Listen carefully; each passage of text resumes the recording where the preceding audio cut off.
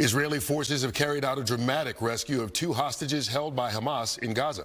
So this, as the Senate is getting closer to passing a massive foreign aid bill.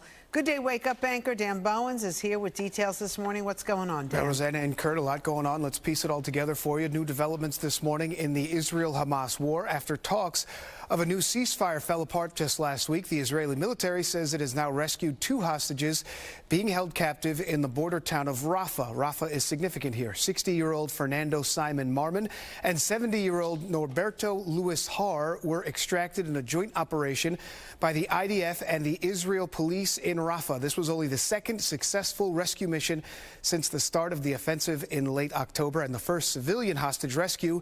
And now Rafah is becoming an inflection point. That region, over half of Gaza's population of 2.3 million people have fled to that area to escape fighting in other areas. So there are a lot of people, men, women, children, all packed into tent camps and UN-run shelters in that region.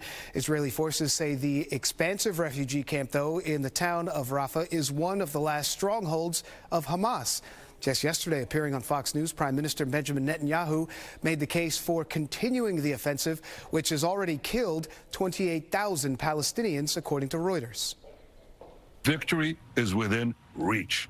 We have already destroyed 3/4 of the Hamas organized terrorist battalions. At the same time, I agree with the U.S., and I've instructed the Army accordingly. Netanyahu has a problem here in trying to carry out his plan of ridding the Gaza Strip of Hamas.